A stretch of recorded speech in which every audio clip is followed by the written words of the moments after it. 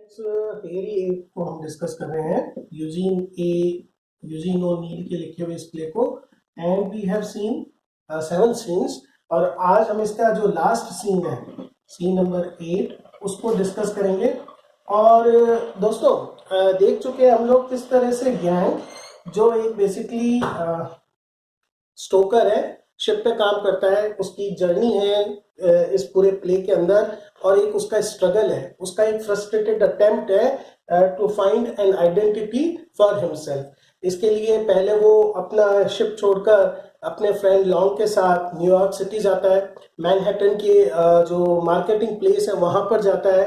He tries to confront, basically वो केवल Mildred से रिवेंज लेना चाहता था, मिल्ड्रेड तो उसको मिलती नहीं है। He confront rich people, then he is put into a jail, a prison. वहाँ prison के अंदर once again he finds himself in a very awkward situation, और वो उससे भागना चाहता है। He wants to prove that he has some solid identity. उसका एक रोल है।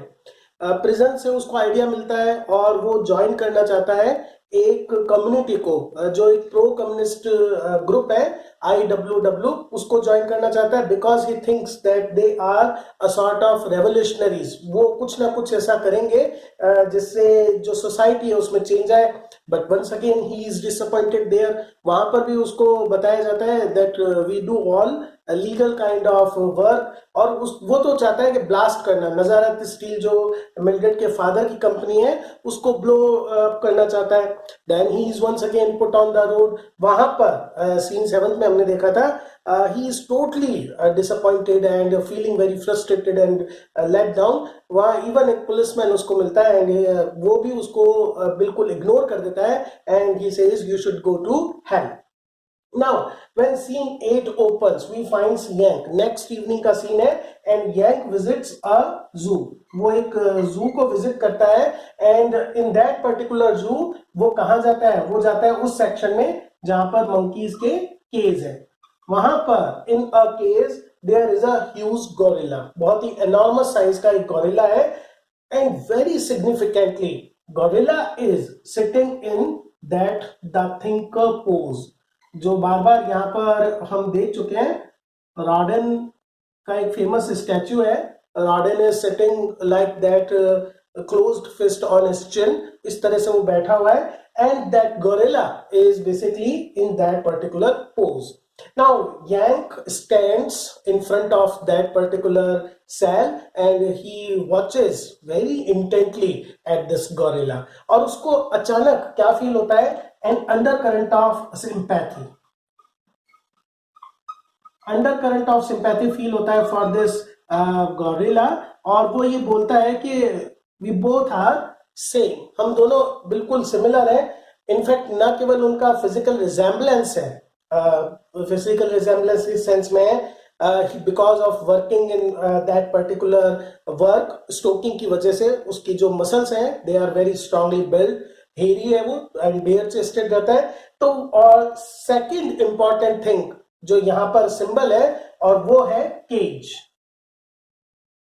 जो गोरिल्ला है दैट इज बिहाइंड केज, और कहीं ना कहीं यंग फील करता है that I am also behind cage, और स्टील जो है वो एक इंपॉर्टेंट रोल प्ले कर रहा है। उसी स्टील ने इस गोरिल्ला को कन्फाइन कर रखा है, और उसी स्टील ने यंग को कन्फाइन कर रखा है। Now young starts conversing with gorilla. Obviously gorilla is not giving any attention, वो बिल्कुल उसी पोज में बैठा हुआ है।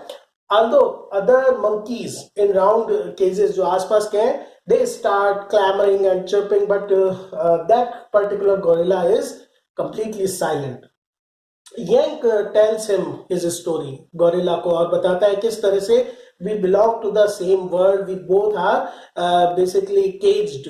और उसके बाद he just give a fist to the cell, और उस बार्स को जैसे ही मारता है the gorilla comes into the action, और वो तुरंत ही खड़ा हो जाता है। Now Yank feels that okay, you should be free, at least when I couldn't get the revenge, you should try and take the revenge. He is in this sort of we can say hallucination में है, he is not able to think clearly, we can say he is in a sort of hallucination कह सकते हो आप, या कह सकते हो he is in a dazed state, उसको ध्यान नहीं है what he is basically doing, और at that moment he opens the cage. Obviously जैसे ही गोरिल्ला बाहर आता है instantly Yank offers his hand for handshake और उसको बोलता है कि let's be friend because we are quite similar.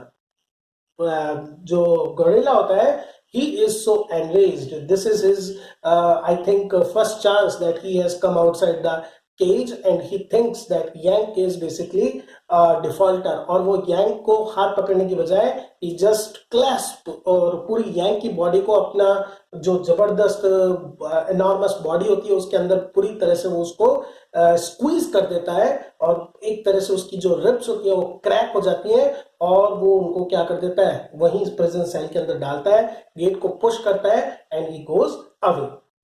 Now Yank he is totally shattered, he is totally basically we can say disillusioned. उसको अचानक रियलाइज होता है और वो कहता है एक बहुत सुंदर इसके अंदर लाइन है जो उसके मेंटल स्टेट को बताती है और वो कहता है even he didn't, he यहाँ पर गोरिल्ला का है, even he didn't think I belong. ये जो बिलोंगिंगनेस है, ये जो बिलोंगिंगनेस का मतलब है कि where do I come from, where is my identity, या हम इसे कह सकते हैं अस्मिता, पहचान.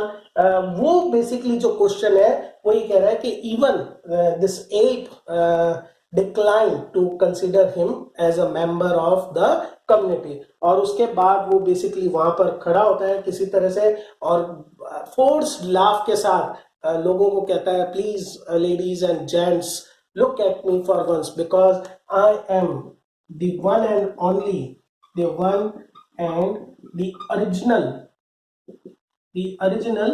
theory A. This is how this tragic play ends. जहां पर वो कहता है दी ओरिजिनल हेरी एप अपने आप को और उसके साथ we can understand that he dies there. ठीक है, ये जो पूरा प्ले है जब हम इसके 8 सीन्स को देखें और खासकर मैं आपको यूनिवर्सिटी क्वेश्चंस के लिए ये आइडिया दे रहा हूँ. जनरली जो क्वेश्चन आते हैं वो या तो आते हैं इसके जस्टिफिकेशन ऑफ द टाइटल, ये जो टाइटल है द हेरी एप वो कितना जस्टिफाइड है. ठीक है, sometimes you can be asked about the theme of this play या consider this play as an play of expressionism. ठीक है, one question is about central character Yank and one question can be about use of symbols.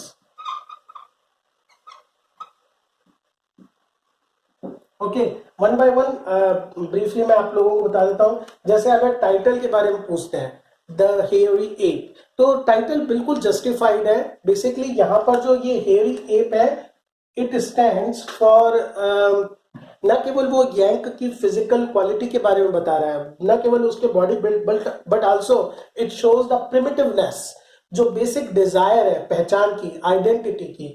There is जो last 8 scene के अंदर confrontation है between man and the real ape, वो confrontation blur कर देता है मतलब धुंधला कर देता है the line between the animal and the man. जो हेयरी एप है यहाँ पर वो स्टैंड करता है कि how there are sections of society which are on the margin, जो बिल्कुल मार्जिन के अंदर है and they are no different than the animals than the beasts. एक तो ये हो सकता है. और जब इस तरह का टाइटल से रिलेटेड क्वेश्चन पूछा जाता है we should start by pointing out the main points of the story. उसका हमें पैराफ्रेजिंग करनी चाहिए, थोड़ी बहुत स्टोरी का बताना चाहिए and then try to show कि इसके अलावा अगर कोई अपन टाइटल सोचे तो भी इतनी एप्टनेस नहीं आती, क्योंकि सबसे पहला टाइटल हमारा जो फोकस है वो इसके इस थीम पे कर देता है.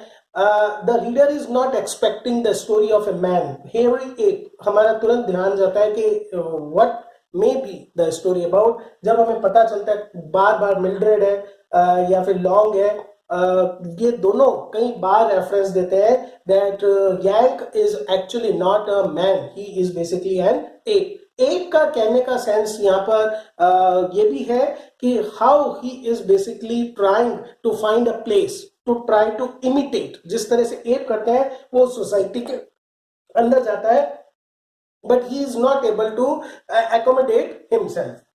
थीम की बात अगर हम करें तो सबसे इंपॉर्टेंट तो थीम इसके अंदर आइडेंटिटी क्राइसिस की ही है।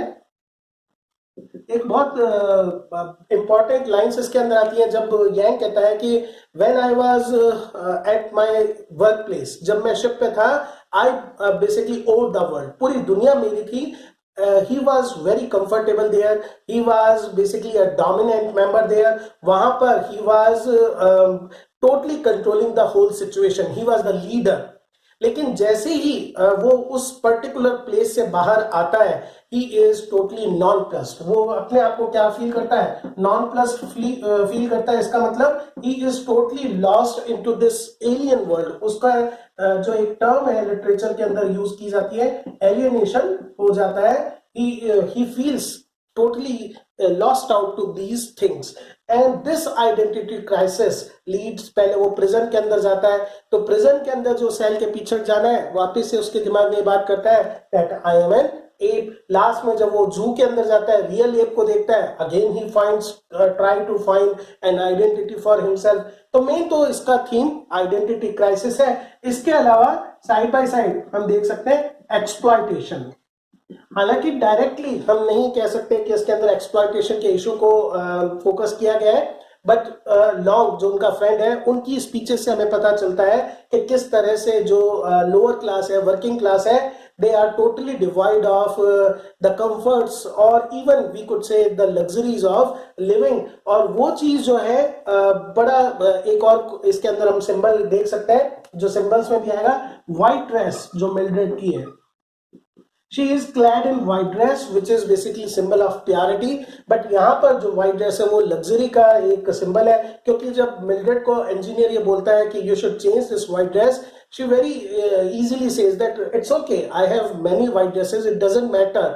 जबकि दूसरी तरफ ये जो वर्कर्स हैं, they don't have even a simple shirts to put on। तो ये बेसिकली एक एक्सप्लॉयटेशन का है। एक्सप्रेशनिज्म हमने फर्स्ट जब इसका इंट्रो देखा था तब डिस्कस किया ही था that it's a very special art form. इसके अंदर तरह तरह के फीचर्स हैं, जैसे इसके अंदर मोनोलॉग्स हैं, लॉन्ग के हैं खुद इसके। और एक चीज और एक्सप्रेशनिस्ट प्ले का फीचर होता है, वो ये होता है मिनिमम सेट ऑफ कैरेक्टर्स। यहाँ पर भी आप देखेंगे मिल्ड्रेड आती है for just one scene, Mildred की art just for one scene, Paddy जो है वो भी बहुत कम देर के लिए, लॉन्ग थोड़ा इंटरमीडिएटली आता है, but still the whole focus is on just one character that is Yank. जब आप इस प्ले से रिलेटेड कोई क्वेश्चन करें, एक छोटा सा मैप ट्राई कर सकते हैं आप, या एक हम रोड मैप जिसको बोलते हैं, उससे क्वेश्चन थोड़ा ल्यूसिड हो जाता है। आप बता सकते हो जैसे यांग प्ले की स्टार्टिंग है और ये कहां पर है, it is at the four castle, ठीक है। और यहां से यहां पर इसका होता है एनकाउंटर मिल्ड्रेड से। उसके बाद यांग जो है गोज टू मैनहट्टन, ठीक है। यहां पर वो क्या करता है, breaks law and then he is sent to a prison cell। यहां पर tries to break bars, ठीक है। फिर यहां से international IWW workers of world इस इंस्टीट्यूट में जाता है। ट्राइज टू, यहां पर उसका जो पर्पज है, ट्राइज टू टेक रिवेंज।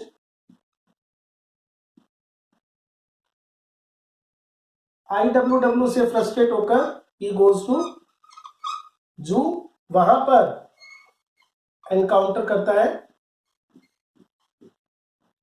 एक एप से। और एक तरह से ये जो एप और यांग का जर्नी है वो इस तरह से पूरा हो जाता है। अगर इस तरह से हम पेपर के अंदर एक फ्लो चार्ट बनाकर, एक रोड मैप बनाकर शो करें तो क्वेश्चन भी थोड़ा अच्छा हो जाता है। आप अपने हिसाब से भी डिजाइन कर सकते हो, आप इसको प्रॉपर एक फ्लो चार्ट बना सकते हैं या कैसे भी हो।